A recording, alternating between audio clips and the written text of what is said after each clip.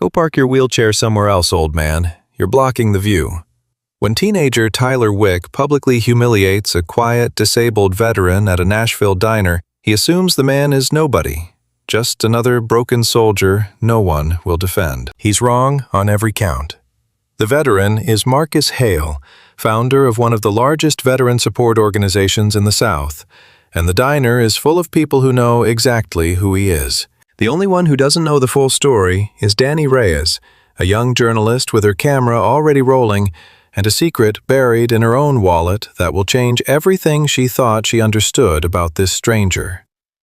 What begins as a viral moment of public cruelty becomes something far more complicated, a reckoning with identity, legacy, and the debts the living owe to the dead. The Broken Knee Diner on Route 40 outside Nashville was the kind of place that smelled like coffee and fryer oil, and 40 years of the same conversations. The booths were red vinyl, cracked at the seams and repaired with electrical tape that had long since given up pretending to be the same color.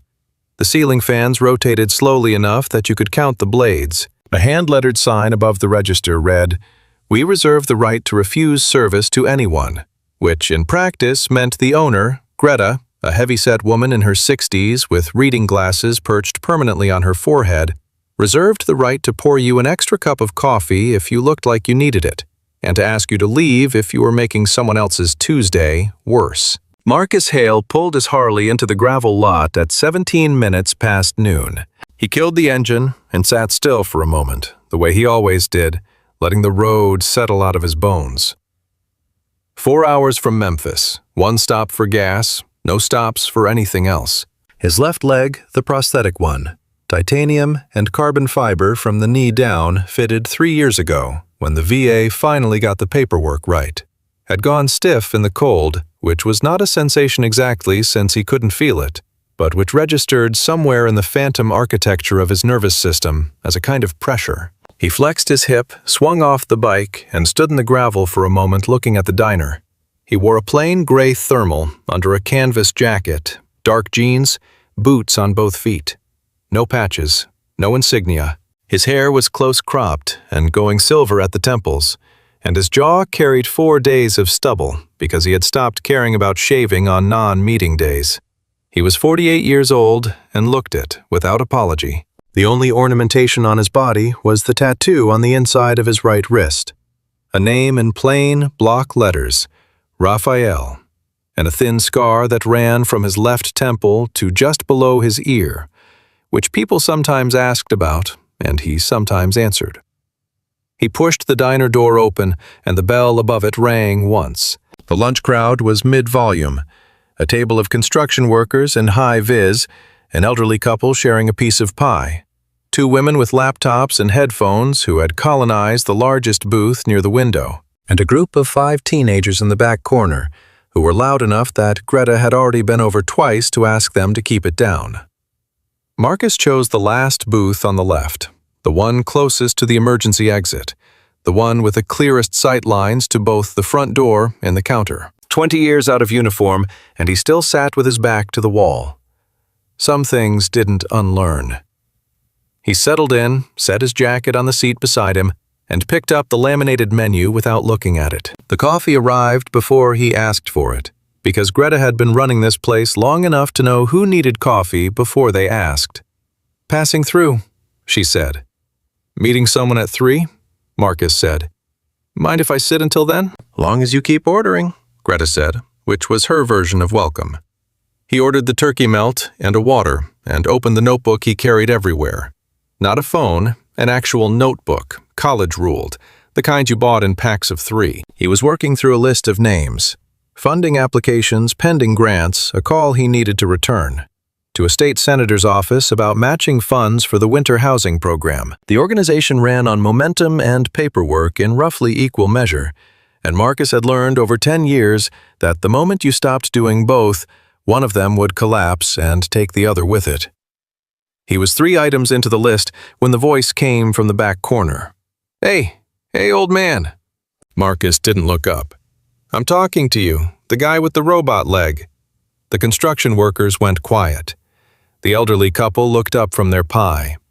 Marcus finished writing the note he was writing, follow up Vanderbilt grant by Friday, and set the pen down. The kid who had spoken was maybe 17, with the particular kind of confidence that came from never having been genuinely consequence-faced in his life. He was broad-shouldered and good-looking, in the way that would probably not survive his 30s, wearing a hoodie with a sports logo, and the easy sprawl of someone who had decided this booth, this diner, this Tuesday belonged to him.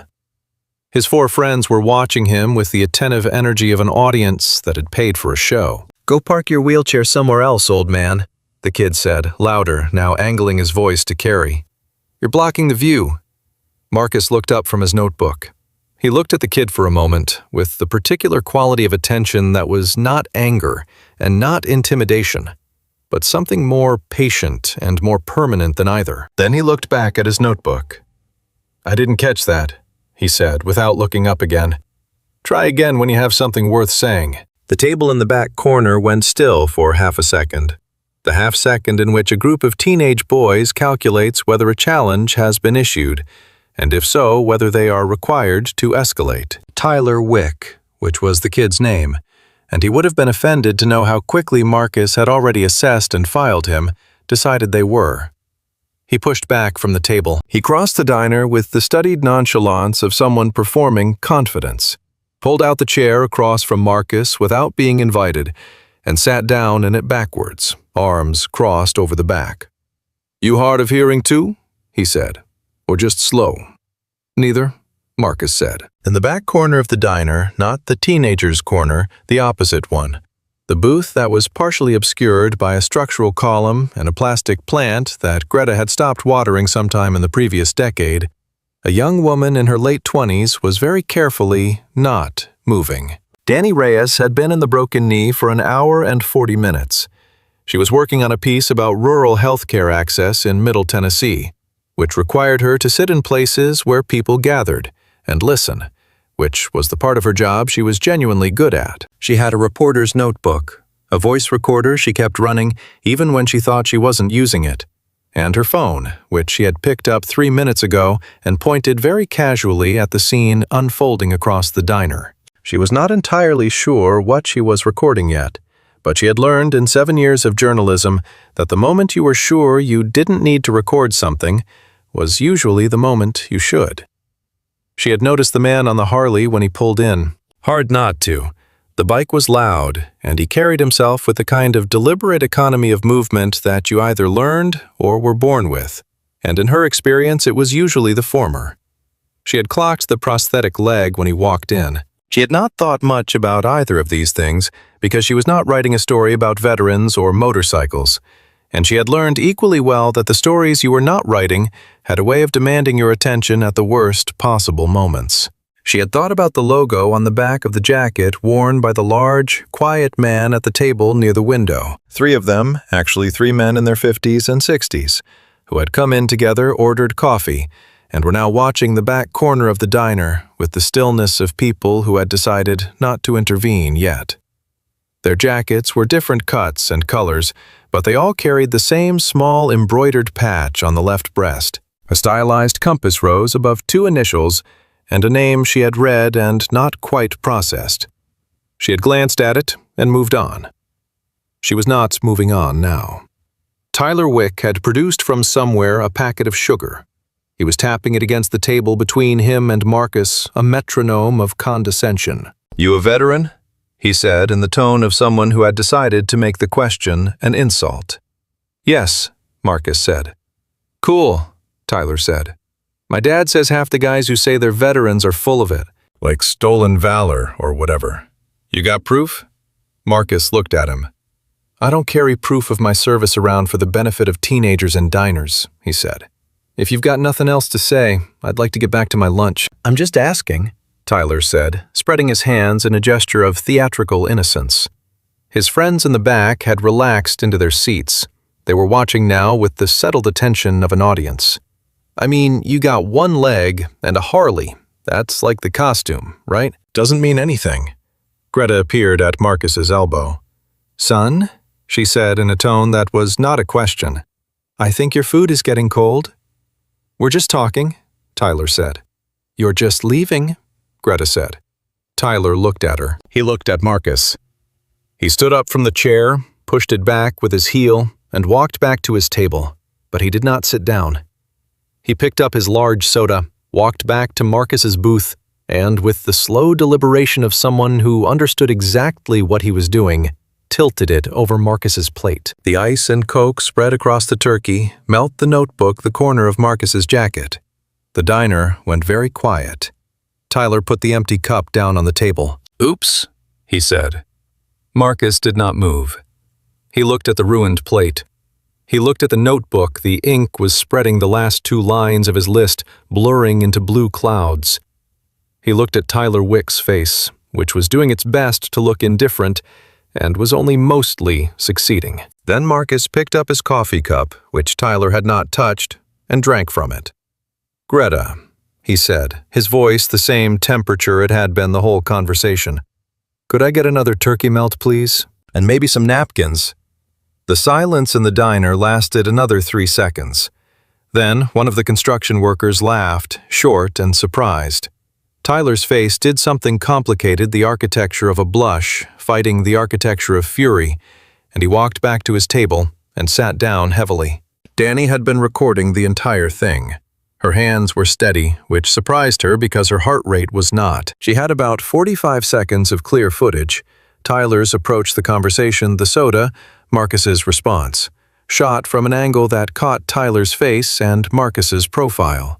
It was not perfect footage. It was, she was already calculating, very possibly enough.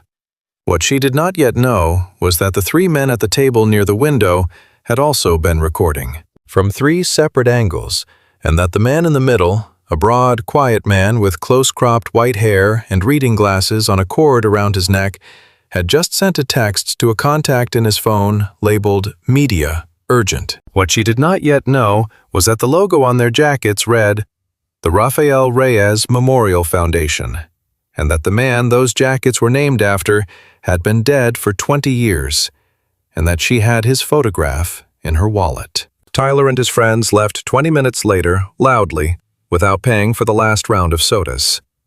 Marcus finished his second turkey melt in silence. He wrote the blurred items from his notebook onto a fresh page from memory, because he remembered everything he wrote down. When he stood to leave, he buttoned his jacket over the Coke stain and picked up the notebook and walked to the register. "On the house," Greta said. "Greta," Marcus said. "On the house," she said again in a tone that closed the subject. Marcus left a 20 under his coffee cup and walked out into the gravel lot. The 3 men from the window table were already outside waiting. The one in the middle, whose name was Boyd Carver, and who had known Marcus Hale for 22 years, long enough to have carried one end of a stretcher on a night Marcus didn't talk about, clapped him once on the shoulder without saying anything. "Don't," Marcus said. "I didn't say a word," Boyd said. "You were about to." "I was about to say the meeting's been moved to the conference room at the Marriott. Senator Walsh's office called. She wants to discuss the winter housing allocation in person." "Fine," Marcus said. "I was also," Boyd said more quietly, "about to say that Jericho got the whole thing on video, and it's already going to Liz at Channel 4. Marcus stopped walking. "Boyd." "You didn't ask me to stop it," Boyd said. "You're welcome to ask me now." Marcus stood in the gravel lot for a moment. The November air was cold and smelled like diesel and cut grass. The Harley sat where he'd left it, chrome catching the flat, midday light. "Don't send it yet," he said. "Already sent," Boyd said. 3 minutes ago. Also already on Rodriguez's phone, and Rodriguez has 400,000 followers on Instagram." He paused. "Also, I may have sent it to the Associated Press." Marcus looked at him. "You were very calm in there," Boyd said. "It was very impressive. It was also, in my professional opinion, as your friend and your director of operations, the kind of thing that deserved to be seen." Marcus said nothing. He put on his helmet. He started the bike. 3 o'clock, Boyd called after him. "Marriott, Senator Walsh." Marcus pulled out of the gravel lot and onto Route 40 without looking back. In the diner, Dani Reyes was still sitting in her booth. She had stopped recording. She was looking at the footage on her phone. 47 seconds of a man sitting very still while a teenager poured soda on his lunch, and he asked for more napkins. And she was thinking about what it meant and what it was worth and who it belonged to. Her notebook was open to a blank page. She had written in the margin 2 words: "Find him." She did not yet know how far that instruction would take her. She paid her check and left a tip that was more than she could afford, because Greta had done something quiet and necessary during that confrontation, and Dani believed in paying for quiet and necessary things. The cold hit her when she pushed through the door. Mid-November in Middle Tennessee ran colder than people from outside the state expected. A damp cold that found the gaps in your jacket and settled there. She sat in her car, a 10-year-old Civic with a cracked dashboard and a back seat that served as a filing system, and went through the footage again. The angle wasn't ideal. Tyler's face was clear from about the 12-second mark onward, but the audio had caught the ambient noise of the lunch crowd, and some of the dialogue was muddied.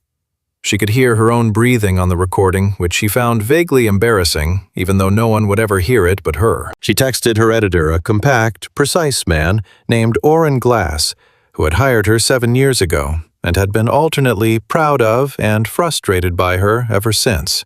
A single line: "Caught something at a diner on 40. Not the healthcare piece. Might be bigger." Orrin texted back in 40 seconds. "Bigger? How?" She thought about how to answer that. The honest answer was that she didn't know yet, and that the not knowing was the thing pulling at her, the hook that had set itself somewhere behind her sternum and was not letting go. She had felt this before, not often, maybe 4 or 5 times in 7 years, and she had learned to trust it and to be afraid of it in roughly equal measure, because it usually meant the story was going to cost her something before it gave her anything back. She typed, "Veteran disability, public humiliation, video." Guy's interesting. Orrin, interesting how? She didn't answer that one. She put the phone down and started the car. The 3 men from the window table were pulling out of the lot in a black pickup, unhurried, no drama. The truck moving with the same quality of deliberate calm that the man they'd been watching had shown inside the diner. She noticed the logo on the back windshield of the truck as it turned onto Route 40. The same compass rose, the same initials, and below them in small white letters, Reyes Foundation, Nashville. She felt something move in her chest that she didn't immediately name. The Reyes Foundation. She said it aloud in the car to no one. The words sat in the air of the Civic and did nothing obvious, but something in her brain began a slow, unannounced process of cross-referencing that she was not yet conscious of. She pulled up the browser on her phone and typed the name in. The website loaded slowly on the rural signal. A clean, spare design, a compass rose logo, a mission statement about veterans housing and youth mentorship, and a photo gallery that was loading one image at a time in the weak data connection. She waited. The first image loaded a group of men and women in work gear, building what looked like a community center.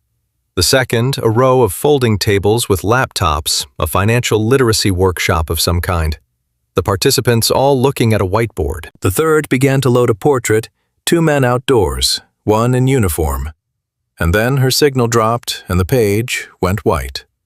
She stared at the white screen for a moment, then she put the car in drive. She did not know, sitting in that gravel lot on Route 40 on a Tuesday in November, that she had already met the person who would make the next 3 weeks of her life the most professionally dangerous and the most personally revelatory stretch of time she had experienced since her father's funeral. She did not know that the footage on her phone was already replicating itself across a network she couldn't see, sent by people who had been waiting with the patience of those who have learned to wait for exactly this kind of moment. She knew only that the man on the Harley had not flinched when the ice hit his food, and that the way he had said the word napkins, flat, unadorned, completely without performance, had struck her as the most quietly dignified thing she had witnessed in a long time, and she knew that she had not been able to make herself put the camera down.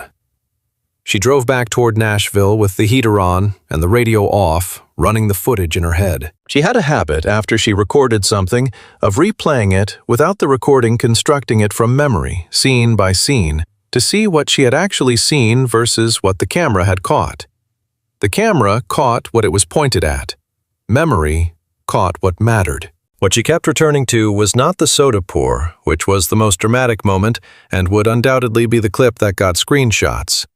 What she kept returning to was the moment before that, when the kid had sat down across from Marcus, and Marcus had looked up from his notebook. The quality of that look. Not anger, not assessment, not the deliberate blankness of someone performing calm. Something that looked to Dani's practiced eye for the unperformed, like genuine disinterest in the outcome. Like a man who had sat across from much more serious adversaries and had simply not been afraid, and who could not quite locate the mechanism by which he was supposed to find this teenager frightening. That was interesting. That was the most interesting thing in the 47 seconds of footage. She pulled onto I-40 East and let the car settle into highway speed. Her phone buzzed a text from a number she didn't recognize, a Nashville area code. The message read, "You were recording in the diner. I saw you. I'm not asking you to delete it. I'm asking you to wait 24 hours before you do anything with it. I'll explain why." B. Carver, Director of Operations, Reyes Foundation. She stared at the message at a red light long enough for the car behind her to tap its horn when the light changed. She typed back, "How did you get this number?" The response came in under a minute. "We're a veteran support organization. Finding people is what we do." She almost laughed. She did not respond, but she saved the contact. She thought about waiting 24 hours. She thought about the healthcare piece she was supposed to be finishing, the deadline Oren had moved twice already, the way her savings account looked right now versus the way her rent looked. She thought about the 47 seconds of footage, and the clean, spare website, and the compass rose, and the name that she had read and not quite examined and then read again in the parking lot. Reyes Foundation. Her father's name had been Rafael Reyes.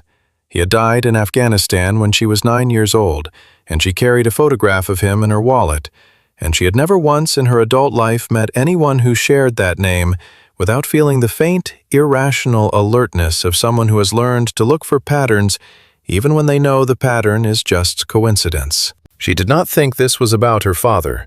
She had no reason to think that. She thought it was a common enough surname that a nonprofit in Nashville might be named after someone who shared it, and that the world was full of coincidences, and that she was the kind of person who looked for connections between things, and had to be careful about that, because sometimes connections were real, and sometimes they were a story you were telling yourself, because you needed one. She thought all of this very deliberately, in the careful way she had learned to think about things that touched the edges of the grief she had organized her life around, without quite acknowledging. Then she put on the radio, turned it up loud enough to stop thinking, and drove the rest of the way to Nashville. 3 hours after Marcus Hale left the Broken Knee Diner, the clip was at 40,000 views on Instagram and climbing. Boyd Carver's text to Rodriguez, whose full name was Elena Rodriguez, and who ran the Reyes Foundation's community outreach program in 3 counties, and also had 412,000 followers on a platform she used, in her words, to make people feel bad about themselves in a productive way, had arrived at 12:53. Elena had watched the clip twice, written a caption that read simply, "This man served this country. Watch what happened when he stopped for lunch today," and posted it at 1:15. By 3 o'clock, it had been reshared by 6 verified accounts. By 5:30, it had been picked up by 2 local news affiliates and 1 national morning show producer who had sent a booking inquiry to an email address that Elena had set up specifically for situations like this, because Boyd was good at many things, but managing media was not among them. Marcus knew none of this when he walked into the Marriott conference room at 3:02. He knew it by 4:45, when Boyd's phone had not stopped buzzing for 20 minutes, and Marcus had finally looked up from the grant document he was reviewing and said flatly, "Tell me." Boyd told him.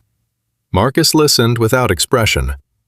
Senator Patricia Walsh, who had been sitting at the end of the table going over notes for the housing allocation discussion, looked up once during Boyd's summary, said, "I saw it," and went back to her notes. She was 61 years old and had been a politician long enough to be unshockable, but she had also been a supporter of the Reyes Foundation for 4 years, and the way she said those 3 words, "I saw it," carried a weight that was not performative. "The booking request," Marcus said. "What network?" "Does it matter?" Boyd said. "Yes." "The morning show. National. They want you tomorrow." "No." "Marcus?" "No," Marcus said with the particular quality of finality that Boyd had learned over 22 years did not have a second door. "We're not doing the morning show. We're not doing the press. We're not making this about me." "It already is about you," Elena said from the corner where she was leaning against the wall with her phone. "The internet has decided. You can participate in that, or you can let them do it without you, but it is already happening." "Then let them do it," Marcus said. "What's the update on the winter housing allocation?" Senator Walsh looked up again. She looked at Marcus for a moment with the expression of someone choosing her words. "The funding is in good shape," she said. "There's a question about the matching requirement from Vanderbilt. They want confirmation that the Foundation's financial documentation is current before they commit." "It's current," Marcus said. "Boyd will send it to them by end of week." "I will," Boyd confirmed, typing a note on his phone. They spent the next hour on logistics, zoning, county approval timelines, a contractor dispute in Murfreesboro that needed mediation. Marcus worked through it with the particular focused efficiency of someone who had trained himself to be useful in rooms where the problems were concrete and solvable, which was most of the rooms he chose to be in. It was only in the rooms where the problems were about him personally that he became useless, which was something Boyd had pointed out to him multiple times in multiple ways, and which Marcus had never disputed, only declined to address. By the time the meeting wrapped at 6:15, the video had passed 300,000 views. Marcus drove to his apartment, a spare, functional 2-bedroom in East Nashville that he used as a base and did not think of as a home, and made coffee and did not look at his phone for 45 minutes. When he did look, he had 11 missed calls, 6 text messages from people he knew, and 43 from people he didn't, 2 of which were from news organizations he recognized, and 1 of which was from a number with an area code he didn't know. He read Boyd's text first. "Elena wants to do a follow-up statement. I told her to wait for you. Also, Tyler Wick has been identified. His father is Dale Wick, 6-year sergeant with the Metro Nashville Police Department. Just so you know," he read Elena's. "The comment section is something. Some of it is good. Most of it is people using your lunch to fight their own arguments. I'm sorry about that. Also, you looked very calm. How are you, actually?" He read 2 others from Foundation board members, both versions of the same message. "This is attention we can use. Please reconsider the media request." He did not respond to any of them. He sat at the kitchen table with his coffee and his notebook opened to the fresh page where he'd rewritten the blurred items from the diner and looked at the list for a while. Then he picked up his phone and called his daughter. She didn't answer, which was normal. She was 14 and almost never answered his calls, communicating primarily through voice messages she left at midnight, and which Marcus listened to every morning before 6. He left a message saying he was fine, he'd explain later. "Call me when you can." He set the phone face down on the table and looked out the window at the East Nashville streetlight, which was the amber kind, not the white kind, and which made everything it touched look like something from a different era. He thought about the kid in the diner. This was not the first time someone had said something like that to him. It was not the 50th. He had been in parking lots and grocery stores and VA waiting rooms and airports and every version of the American public space where a stranger had decided to have a feeling about his leg, his age, his bike, his silence, his jacket, his face. He had long since stopped expending energy on being surprised by it. What he had not managed and suspected he never would was to stop noticing it. The particular exhaustion of being someone that strangers felt licensed to perform at.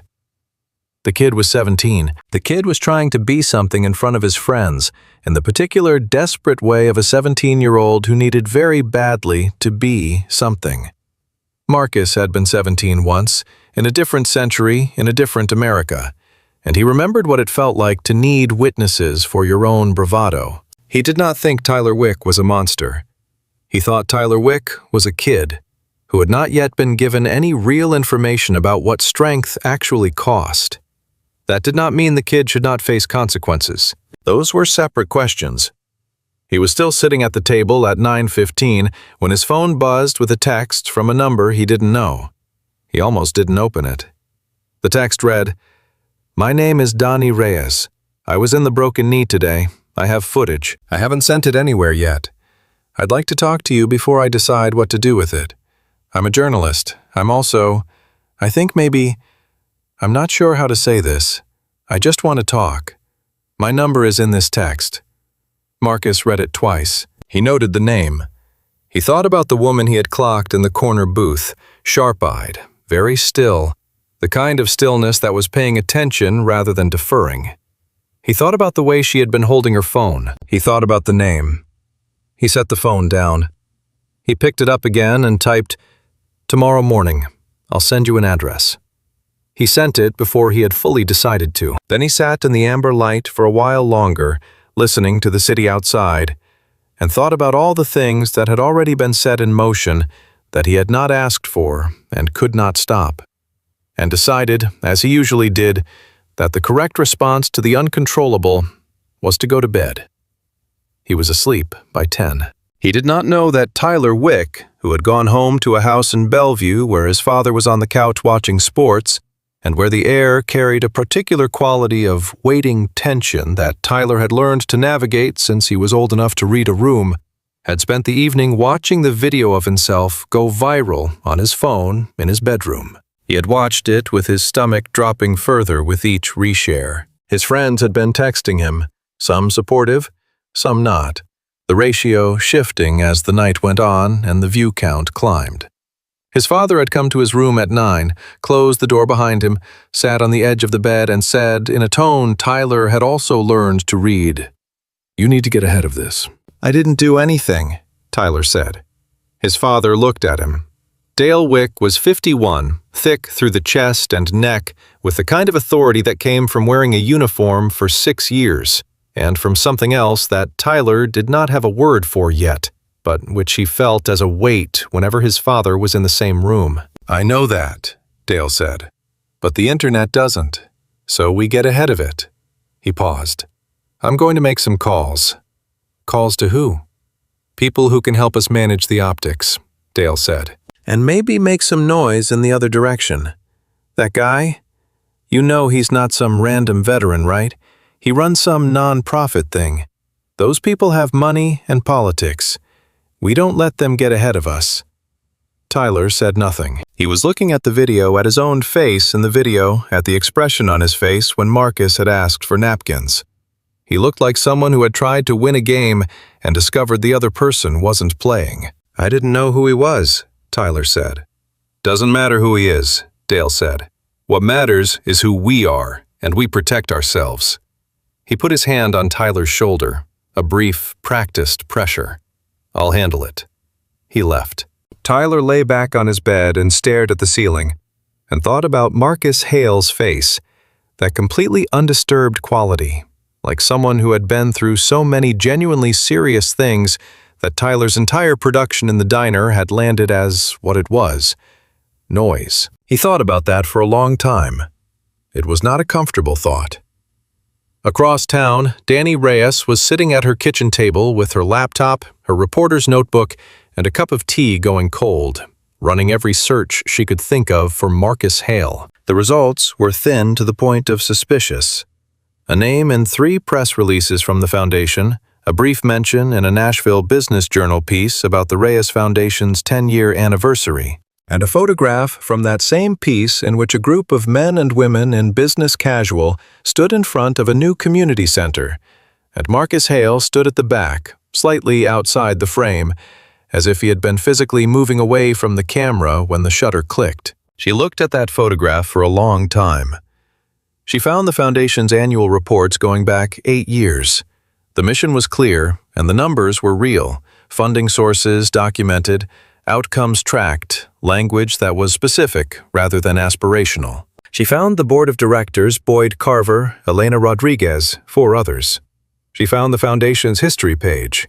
Established 2013, Nashville, Tennessee, in honor of Sergeant Rafael Reyes, United States Army, Afghanistan, 2004 to 2005. She stopped. She read that line again. Sergeant Rafael Reyes, United States Army, Afghanistan. Her father had been Sergeant Rafael Reyes, United States Army. He had deployed to Afghanistan in 2004. She sat very still for a while. Then she opened her wallet and took out the photograph. It was a small, one wallet-sized, the kind that came in a school picture packet, her father in his dress uniform, 28 years old, grinning at the camera with the particular confidence of a young man who believed, correctly and incorrectly in roughly equal measure, that he could handle whatever was coming. She had carried this photograph since she was 12. She had looked at it so many times that she sometimes forgot she was looking at it the way you forget your breathing. She looked at it now. She looked at the name on her laptop screen. There was not yet enough information to draw any conclusion. She knew this. Reyes was a common surname. There had been many Rafael Reyeses in the United States Army. The Afghanistan deployment window was broad. Coincidences existed. She wrote in her notebook, "Find out who Rafael Reyes was. Why is this foundation named after him? Who is Marcus Hale to that name?" She underlined the last line. Then she closed the notebook and closed the laptop and went to bed where she did not sleep well, which was not unusual. What was unusual was the quality of the not sleeping, not the anxious circling insomnia of a missed deadline or a sourced-out story, but something older and more specific. Like a door she hadn't thought about in years had swung open an inch, and she could feel the air moving through the gap. The address Marcus had texted her turned out to be a converted warehouse in the Wedgwood, Houston neighborhood. Brick exterior, a loading dock that had been retrofitted into a ramp, 3 flags above the entrance, American Tennessee State, and one she didn't immediately recognize, a compass rose on dark blue. The sign beside the door was simple, Reyes Foundation. Below it, smaller, Veteran Services and Community Development. Dani arrived at 8:45. The door was unlocked. The interior was not what she had expected, though she would have been hard-pressed to say what she had expected. It was large, open plan with exposed ductwork and poured concrete floors, but it was also warm in the way of a place that was genuinely used, not the performed warmth of an office that had hired someone to make it feel human. There were mismatched chairs around work tables, a wall of corkboard covered in maps and photographs, and printed documents held up with colored pins. There was a coffee station in the corner that had seen heavy traffic. There was a whiteboard covered in numbers and dates, and a bulletin board with a rotating schedule of something called the Transitional Housing Check-In, and along one wall, floor-to-ceiling shelving holding labeled binders going back, by the visible dates on the spines, at least 9 years. There were 7 or 8 people in the space working. Most of them looked up when she came in the calibrated way of an organization that dealt with the public regularly, but had learned to assess before welcoming. Boyd Carver came out of a glass-walled office at the back. He was the man from the diner window table. She recognized him now, the close-cropped white hair, the build that had once been significant and had redistributed into something solid and deliberate. He shook her hand with the grip of someone who had shaken a great many hands and had opinions about it. "Ms. Reyes," he said. "Marcus said you'd come?" "He said he'd be here," she said. "He's here. He's also finishing a call with our insurance provider, which is taking longer than expected. Can I show you around while you wait?" She looked at the space. She looked at the wall of photographs. "Yes," she said. Boyd showed her around with the ease of someone who had given the tour many times and had long since identified which details to lead with and which to let people find on their own. The foundation served about 300 veterans annually in the Nashville metro area, with a focus on housing stability, financial literacy, and employment navigation.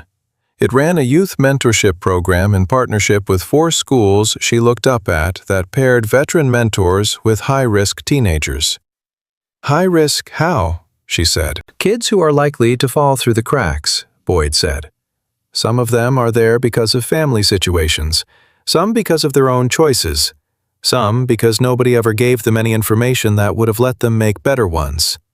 He paused. "Marcus started the youth program 4 years ago. It was not something we initially planned for. He had a feeling it was where the gap was." "A feeling based on what?" Boyd looked at her. There was something in the look that was not unfriendly but was evaluating. "Based on 20 years of watching what happens to kids who grow up around instability with nobody in their corner," he said, "and on some specific experiences he doesn't generally talk about publicly." She wrote that down. She was about to ask a follow-up question when she heard the door of the glass office open, and Marcus Hale came out. He looked the same as he had in the diner, the gray thermal different jeans, the same quality of deliberate economy in how he moved. He stopped at a work table and set down a folder, said something to the person sitting there, and then looked across the room at Dani. He walked over. He shook her hand. His grip was brief, not performative. "Ms. Reyes," he said. "Dani," she said. He nodded in the way of someone who would call her Ms. Reyes for a while longer, before deciding otherwise. "Boyd is showing you around." "He is," she said. "It's impressive." "It works," Marcus said. "Which is more important?" Boyd excused himself. Marcus poured 2 cups of coffee from the corner station and set one in front of her on the work table they had drifted toward. He sat across from her, and she sat, and there was a brief silence in which both of them were, she recognized, deciding how to begin a conversation that had several different possible beginnings. "You didn't delete the footage," he said. "No," she said. "You didn't send it anywhere either, as of this morning." "How do you know that?" "Because if you had, I'd know," he said. "The video that's already circulating went through other people. Yours is different, the angle. I'd know if it showed up." She looked at him. "I told you I'd talk to you first," she said. "I meant it." He drank his coffee. He was looking at the wall of photographs, not at her. "Your last name," he said. "Reyes." "Yes," she said. "Is that a coincidence?" She felt something move in her chest. "I don't know," she said, which was the honest answer. "That's one of the things I'd like to talk to you about." Something shifted in his face. Not surprise exactly, but a kind of attention that reorganized itself, became more particular.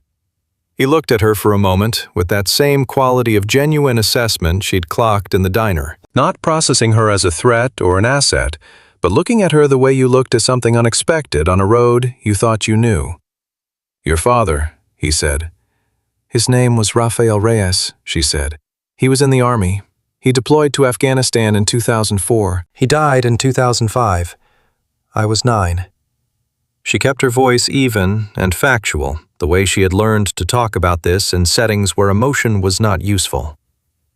"I saw your foundation's name last night, and I ran the timeline and the army connection, and She stopped. "I don't know what I'm asking. I'm asking if you knew him." Marcus was very still. "I want to understand something first," he said after a moment. "Are you here as a journalist or as his daughter?" "I'm trying to figure out if those are different things," she said. He looked at her for a long time. Outside, a phone rang somewhere in the office and was answered. The hum of the building people working printers, the mechanical breath of the HVAC continued at its constant volume. "Why is the foundation named after him?" she said. And this time her voice was not quite as even, and she let it not be. Marcus set his coffee cup down. He looked at his right wrist briefly. The tattoo she had been trying not to stare at. The tattoo. And then he looked back at her. "There are things I can tell you," he said, "and things that I've kept private for reasons that belong to other people as well as me. I need you to understand that before we go further." "What things can you tell me?" she said. "That the foundation is named after someone I served with," he said. "Someone whose situation, what happened to him and to his family, was one of the reasons I started this organization." He paused. I won't tell you more than that today. Not because I'm hiding it, because it's not only mine to tell. She looked at the tattoo. Raphael, block letters inside of his right wrist. The ink faded to the color of an old bruise. "When did you get that?" she said, gesturing toward it. He glanced at his wrist. 2005, he said. February. Her father had died in March of 2005. She wrote nothing down. She was aware of Boyd, somewhere behind her, aware of the room, the people, the hum. She focused on keeping her face professional, which she was usually very good at, and which was currently requiring more effort than usual. "I'd like to tell you about the video," she said, redirecting the journalist instinct kicking in as a kind of self-protective mechanism. "What I recorded. What I plan to do with it." "All right," Marcus said. "I have clear footage of the incident. Tyler Wick's face is visible. The audio is partial but usable. I can corroborate the sequence of events through my own contemporaneous notes and through whatever other witnesses you have." She paused. "I would like to write a story. Not about a veteran being harassed, which is the angle the clip is already going in. About you. About this organization. About what this kind of casual cruelty costs, and why people like you absorb it instead of fighting back, and what that absorption is actually built on." Marcus was quiet. "That's a more complicated story," he said. "Yes," she said. "I know. I'm better at complicated." "You'd want access," he said. "To the Foundation? To me?" "Yes. And you'd want to know about the name?" She held his gaze. "Yes," she said. "When you're ready to tell me." He looked at her for a long moment. There was something in his face that she had not seen there in the diner. Not softness exactly, but a kind of reluctant recognition, like someone who had been carrying something heavy for a long time and had just encountered the specific person who might understand why. "I'll think about it," he said. "Come back Thursday." She closed her notebook and stood. "There's something else," she said. "Your video, the one that's already out, is being countered. Tyler's side is circulating an edited version that makes it look like you said something to him first. I've already seen it on 2 platforms." Marcus looked up at her. "It's gaining traction," she said. "Not as fast as the original, but it's moving. And Tyler's father is a police sergeant. Boyd mentioned that to me. I'm telling you because you should know the shape of what's coming." He said nothing for a moment. Then, "Thank you." "Thursday," she said. "Thursday," he confirmed. She walked out into the November morning, past the ramp and the 3 flags and the gravel where she'd parked. She sat in the Civic for 3 minutes before she started it, looking at the dashboard crack, thinking about a tattoo, and a month and a timeline that was almost certainly coincidental, and which she was unable to fully believe was coincidental. She drove to her apartment. She sat at the kitchen table. She opened her wallet and took out the photograph of her father and set it on the table next to her laptop. She opened the Foundation's annual report from 2013, the founding year. She read the board statement on the first page, which was brief and institutional, and said almost nothing about the person the organization was named for. She read the mission statement. She read the financial overview. Then she turned to the last page, which was an acknowledgement section she had missed the night before, and she read the single paragraph there, which was the only piece of personal language in the entire document. It read, "This foundation exists because one man's life made it clear that service doesn't end when the uniform comes off, and because his family's grace in the hardest moment taught me what it actually means to keep going. Everything we build here is built in his name and in the names of everyone he stood for." She read it twice. Then she closed the laptop. She picked up her phone. Oren Glass had texted her twice that morning, once to confirm the healthcare piece deadline Friday, no movement, and once to ask, more pointed than his first message, what exactly she had caught at the diner on 40, and whether she was planning to turn it into something billable. She typed back, "Yes, give me until next week." His response was immediate. "That's not a deadline, Dani." She typed, "I know, give me until next week." She sent it before she second-guessed it, which was becoming a pattern today. Then she opened a new document on her laptop and began to write the rough architecture of a story she didn't yet have all the pieces for, in the way she always built things from the outside in, scaffolding first the center, to be discovered rather than imposed. She titled the document, "His Name on the Wall." She stared at it for a while.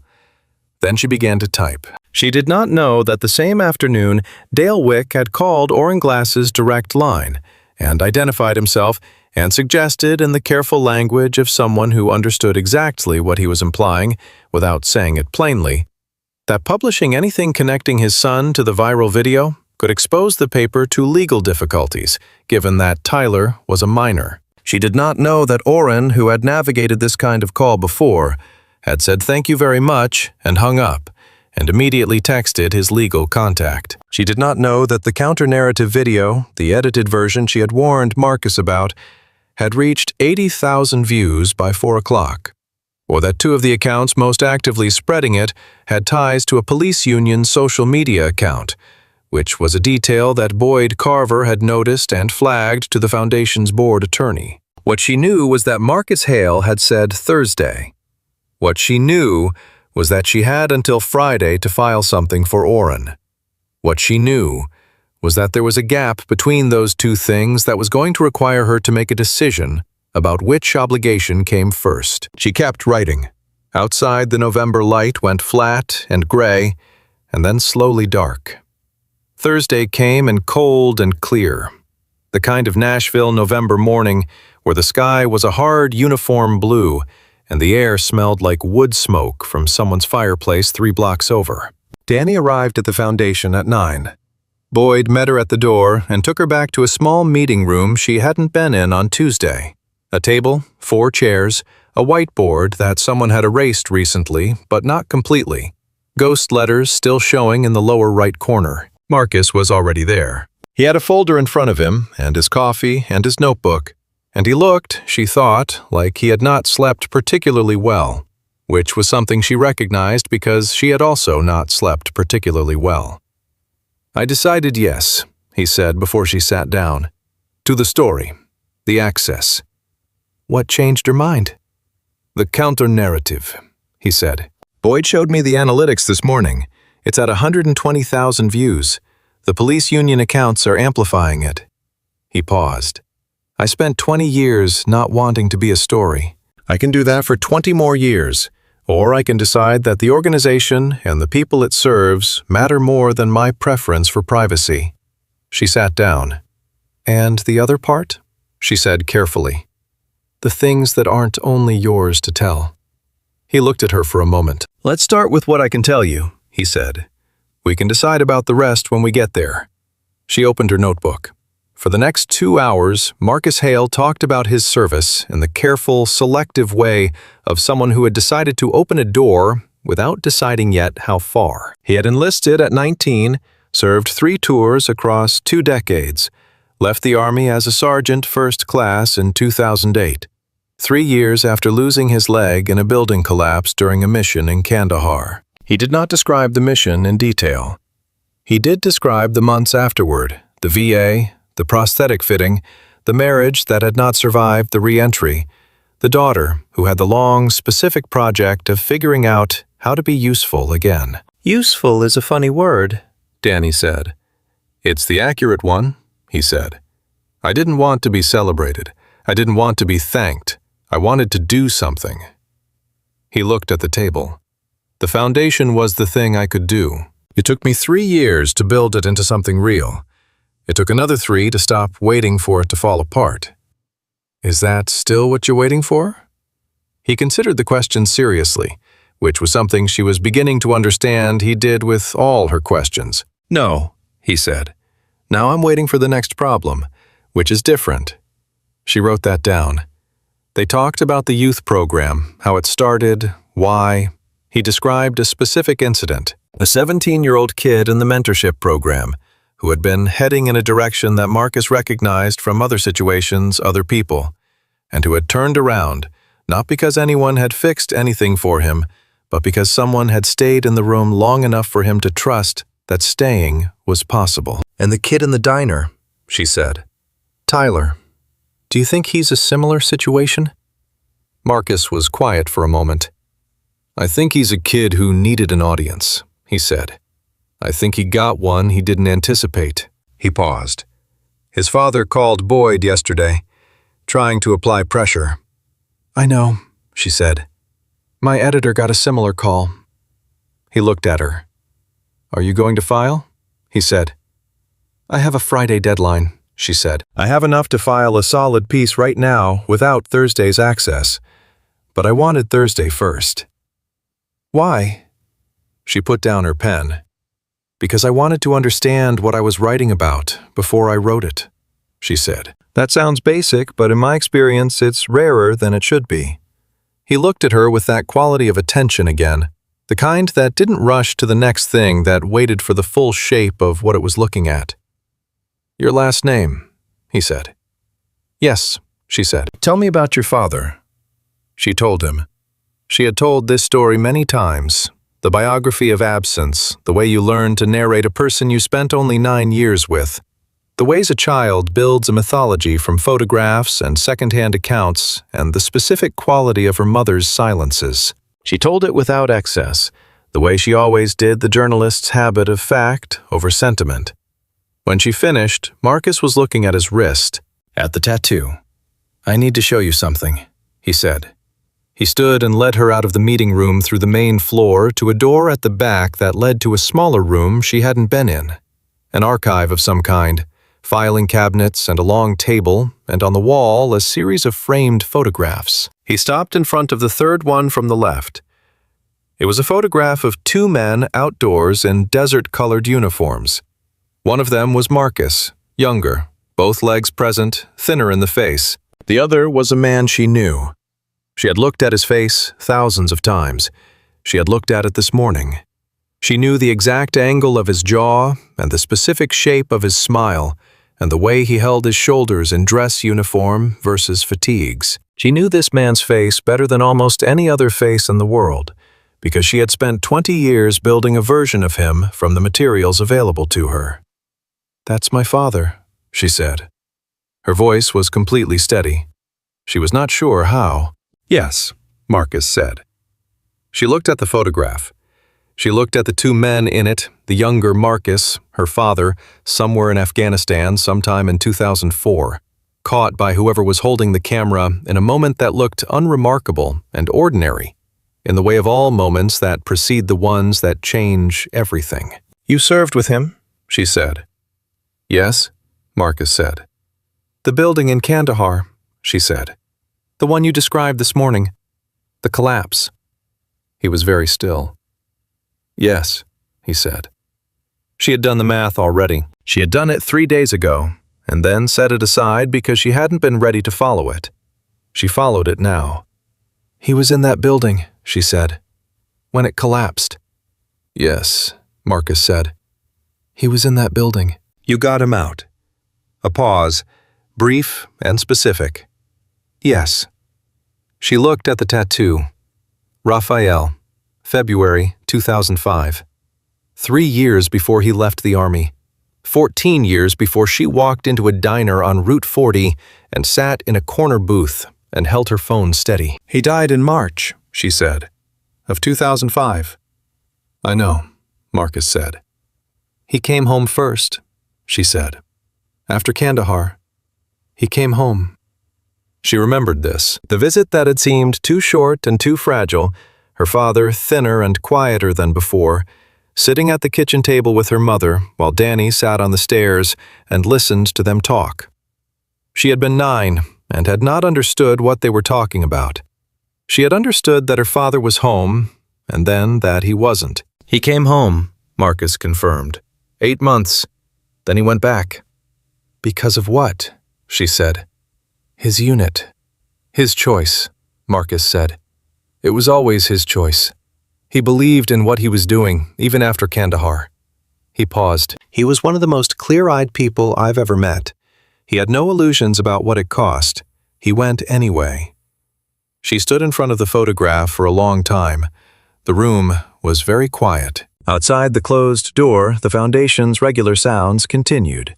Phones, voices, the printer, the HVAC, the ordinary music of an organization going about its ordinary work. "Why didn't you ever reach out to us?" she said. "To my mother. To me." "Your mother asked me not to," Marcus said. "She reached out to me after Raphael died. She said she didn't want. She needed to grieve without it being connected to the army, to the service, to any of it. She needed the wall between those worlds to stay up." He looked at his wrist again. "I respected that. I built the foundation instead. Named it for him because it was the only way I had to keep him connected to what he believed in without crossing a line his wife had drawn." Dani breathed in, breathed out. "Did she know," she said, "that the foundation was named after him?" "Yes," Marcus said. "We had one conversation in 2013 when I told her what I was building. She said okay. She said, 'Don't tell Dani.'" He paused. "She said, 'Dani is going to find her own way to him, and I don't want her finding it through this.'" Dani felt the air go out of her lungs in a way that was not quite a sob and not quite a laugh, and was something specific to the experience of discovering that the people who loved you most had been making decisions about you with the best possible intentions and the most infuriating confidence that they knew what you needed. She sat down in one of the archive chairs. She pressed her hands flat on the table. "I need a minute," she said. "Take as many as you need," Marcus said. She sat. She thought about her mother, who was 71 and lived in San Antonio, and who called every Sunday, and who had, now that Dani was thinking about it, never once mentioned the Reyes Foundation in any of the 7 years that Dani had been a journalist covering stories in the South. Her mother, who knew, who had always known, who had drawn a wall and held it for 20 years. She thought about what it meant to draw a wall like that, what it cost to hold it, what it protected and what it prevented. She thought about the counter-narrative video at 120,000 views. She thought about Dale Wick calling Oren's direct line. She thought about her Friday deadline and the document on her laptop titled "His Name on the Wall," and the scaffold of a story she had been building from the outside in. She picked up her phone. She called Oren Glass. He answered on the second ring. "Dani, I need to file tonight," she said. A pause. "You said next week." "I know. I need to file tonight." "I have everything. I have the footage, I have the access, I have the documentation. I have a source who was in the room at Kandahar."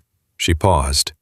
"I also have a personal conflict of interest that you need to know about, and I'm telling you right now before I file rather than after." Silence on the other end. "Tell me," Oren said. She told him. She kept it brief, the facts, the timeline, the connection. She watched Marcus's face while she talked, which was harder than she expected, because he was looking at her with an expression she didn't have a precise name for. Something between regret and recognition.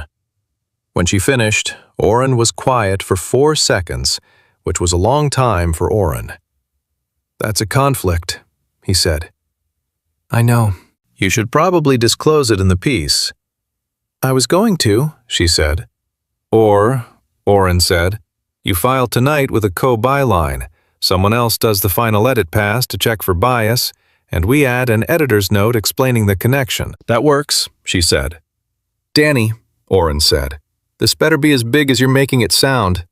"It's bigger," she said. She hung up. She looked at Marcus. "I'm going to file tonight," she said. "The story. My editor knows about the connection. There'll be a disclosure." Something moved across Marcus's face. Not anger. Not quite.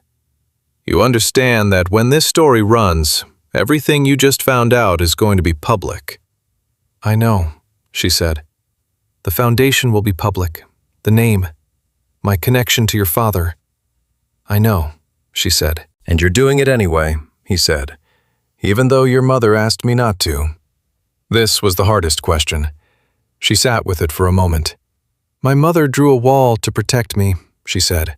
"And I spent 20 years building a career that is specifically about what happens when walls hide things that people need to know. I can't ask for one standard in my work and a different one in my life."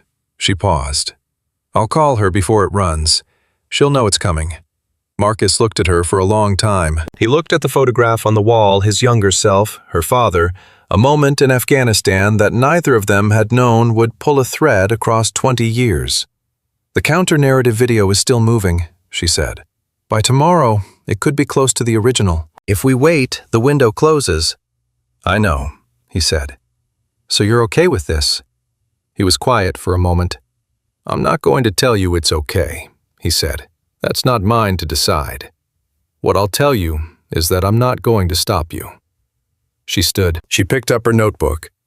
She looked at the photograph one more time. "I'll send you a copy before it goes live," she said. She was almost at the door when Marcus said behind her, "She would have liked you." He paused. "Your father, he would have liked the way you think." She turned. She looked at him. "You need to know," he said, "that he talked about you. On the base. He talked about his daughter all the time.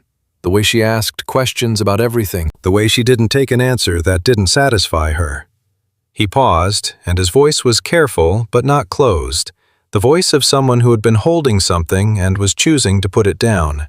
He said she was going to be the kind of person who made things harder for everyone who wanted to hide something. He said it like it was the thing he was most proud of. Dani stood in the doorway of the archive room holding her notebook, looking at Marcus Hale. She did not cry because she was in a professional situation, and she had trained herself across 7 years not to cry in professional situations. But something in her chest shifted and settled the slow, tectonic kind of movement, the kind that doesn't make noise. "Thank you," she said. She left the foundation. She sat in the Civic for 6 minutes. Then she called her mother. The conversation lasted 47 minutes. Her mother cried.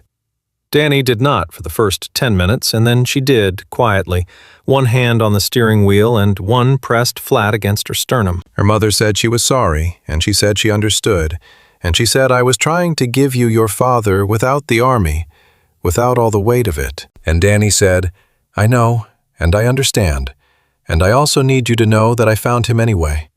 Her mother said through the tears, "Of course you did. You always do." When she hung up, it was 12:43 in the afternoon. She drove to her apartment. She opened the laptop. She opened his name on the wall, and she began for the first time since she'd created the document to fill in the center. She filed at 11:58 that night, under the wire for the morning edition, with a co-byline and an editor's note, and 63 photographs of the Foundation's decade of work attached in a separate folder for the photo desk. Oren texted her at 12:06. "This is the best thing you've ever written. Also, you're suspended pending conflict review. Standard process. Don't panic." She stared at the word suspended for a long moment.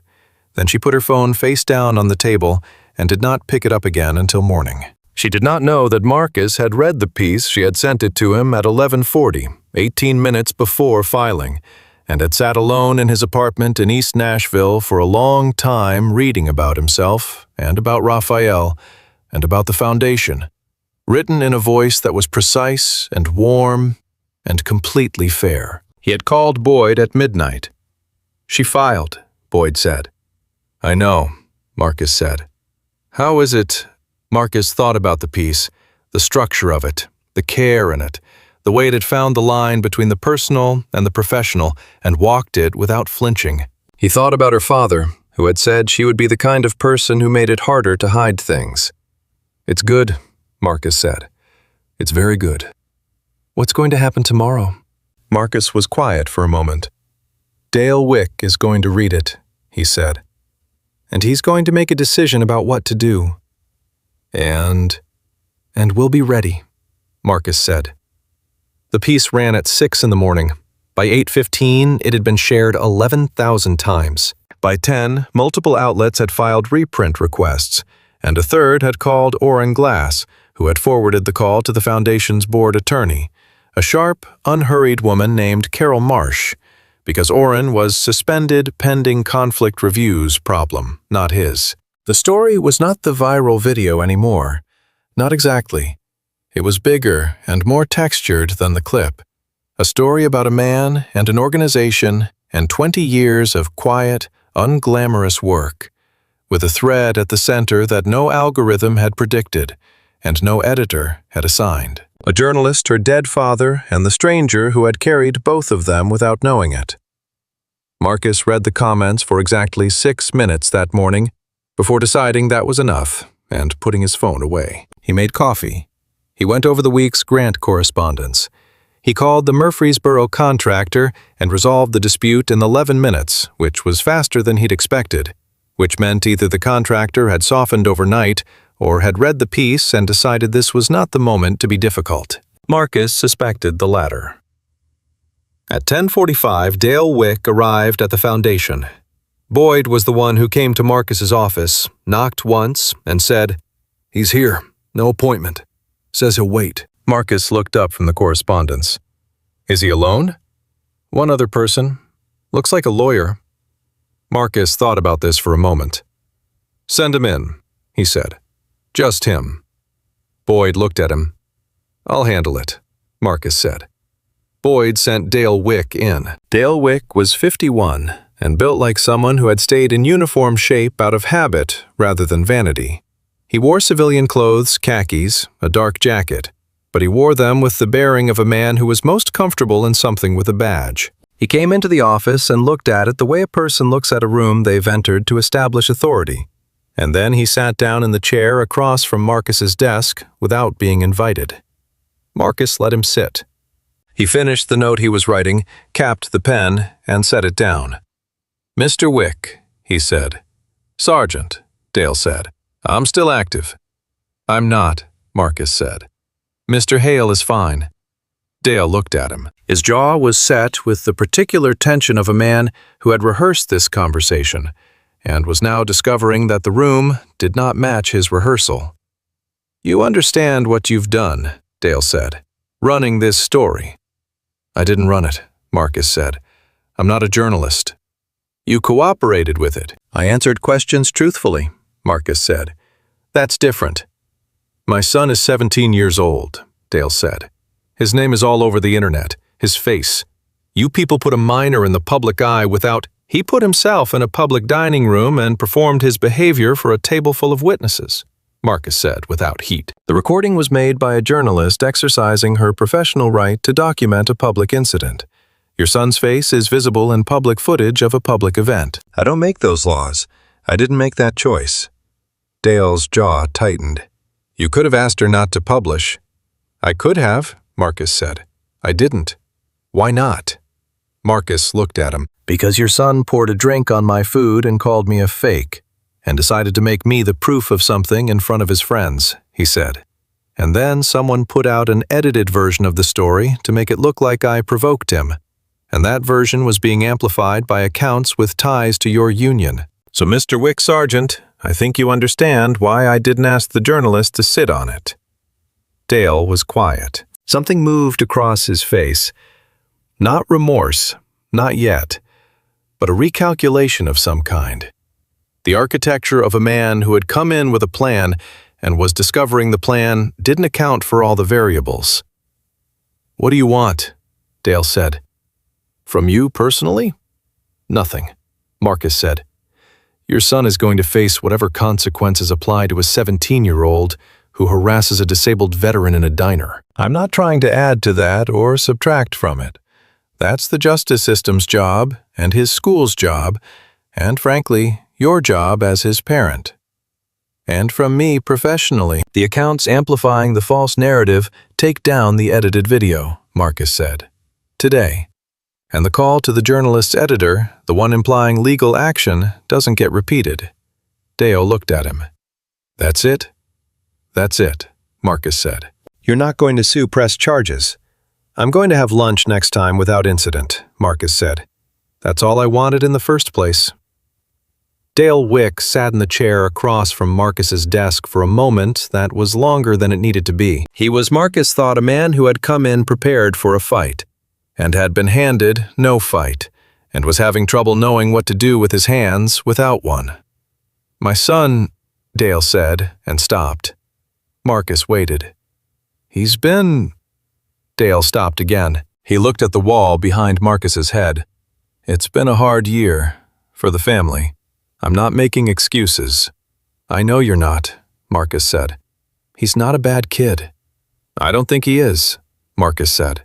I think he's a kid who did a bad thing because he needed an audience and made a miscalculation about what kind of audience he was going to get. He paused. We run a youth mentorship program here. Veteran mentors working with teenagers who are in complicated situations. I'm not suggesting anything, I'm just telling you it exists. Dale looked at him. For the first time since he'd walked in, the set of his jaw changed, something loosening slightly under the deliberate construction of authority. You'd do that, he said. After what he did. I'd consider a referral, Marcus said. Not from me, from his school through the proper channel, but yes, we'd consider it. A silence. The videos will come down by noon, Dale said. He stood up. He put out his hand. Marcus shook it. After Dale left, Boyd came back in and stood in the doorway with the expression of a man who has many things to say and is deciding the order. Don't, Marcus said. The look on his face when he came out, Boyd said. Boyd, like someone had explained something to him that he hadn't expected to need explained. Boyd paused. I'm just saying. The videos need to be confirmed down by noon, Marcus said. Can you watch for that? Already on it, Boyd said. And get me Carol Marsh on the phone. I want to make sure we're clean on the minor question before anything else moves. Done, Boyd said. He was almost out the door. Then he turned back. Marcus? What? The story, Boyd said. About Raphael. About Dani. He paused, and for once, Boyd Carver, who was 63 years old and had known Marcus since they were both young enough to be stupid and lucky, did not reach for the easy word. He looked at his friend for a moment with the plain expression of someone who understood the weight of what the morning had cost. I'm glad it's out, he said. I've been waiting a long time to see it out. Marcus looked at him for a moment. Me too, he said. Don't tell anyone I said that. Boyd smiled. He left. Marcus sat alone in his office for the first time all morning. Outside the glass wall, the foundation ran at its regular speed. The phones, the voices, the printer, the HVAC, the particular music of useful work happening. He looked at the corkboard on his wall, the maps and the names and the numbers, the 10 years of problems solved and problems pending. He looked at his wrist. Then he opened his drawer and took out an envelope. He had been carrying it for 20 years. Dani's phone had been running at a volume that was making her feel physically unwell since 6:15 in the morning, when the reprint requests started, and then the comments, and then 2 former colleagues texting congratulations. And then Orrin, who was supposed to be maintaining professional distance during the conflict review, texting. For the review board is reading it right now, and I'm not allowed to tell you what they're saying, and I'm not going to. But you should not worry. She was nevertheless worrying. She had turned off most notifications by 9 and was sitting at her kitchen table with coffee and the knowledge that she had filed the most important story of her career while simultaneously suspended from the publication that ran it, which was a situation that required a specific kind of detachment she was not naturally equipped with. Her phone rang at 11:17. It was a Nashville number she didn't have saved. She answered. Ms. Reyes, Marcus said. Are you home? Yes, she said. I have something for you, he said. May I come by? She looked at her apartment, the filing system in the back seat of the Civic, the reporter's notebooks stacked on the counter, the kitchen table where she had written the piece, the open wallet with her father's photograph beside the laptop. Yes, she said. I'll text you the address. He arrived 20 minutes later. She heard the Harley before she saw him, the engine, the gravel, crunch, then silence. She opened the door before he knocked. He was standing on the steps in his canvas jacket holding an envelope. It was a plain white envelope, letter-sized, sealed with tape that had yellowed with age. Her name was written on it in handwriting she did not recognize.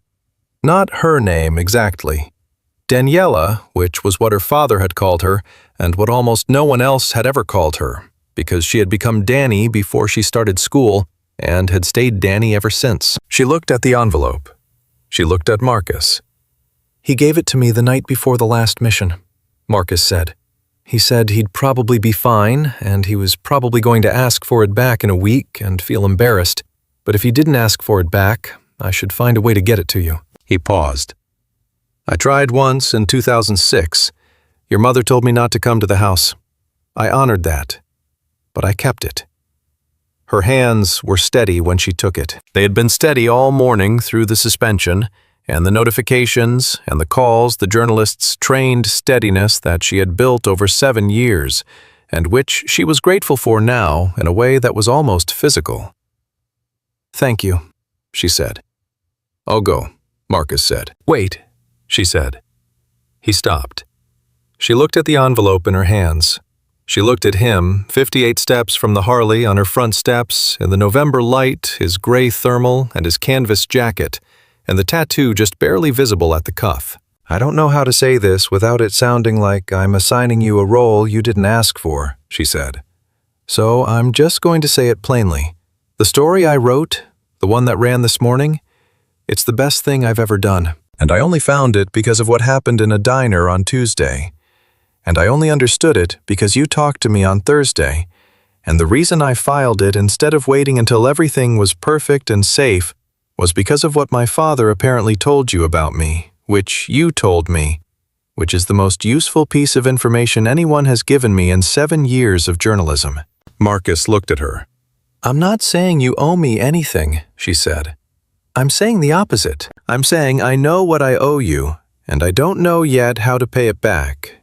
And I'd like the chance to figure that out, if you're interested. There was a silence. The November morning sat around them. The cold, the amber brick apartment buildings, the distant sound of a dog, the Harley cooling in the street. I was wondering, Marcus said, if you'd want to come by the foundation one day next week. Not as a journalist, just to see what your name is on. She felt something unlock in her chest.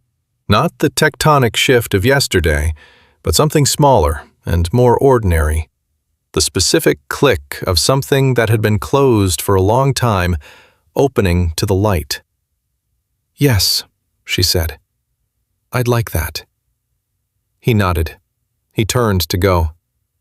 Marcus, she said. He turned back. He was proud of you too, she said. I know you probably know that, but I thought you should hear it from a Reyes. He stood on her front steps for a moment, in the November light, in the silence that followed a true thing being said in the right moment. His face did not perform any particular emotion. What it did was simply be present without guard, without the careful deliberation she had watched him use all week as armor. Just a man on some steps, receiving something he had not known he was waiting for. Thank you, he said.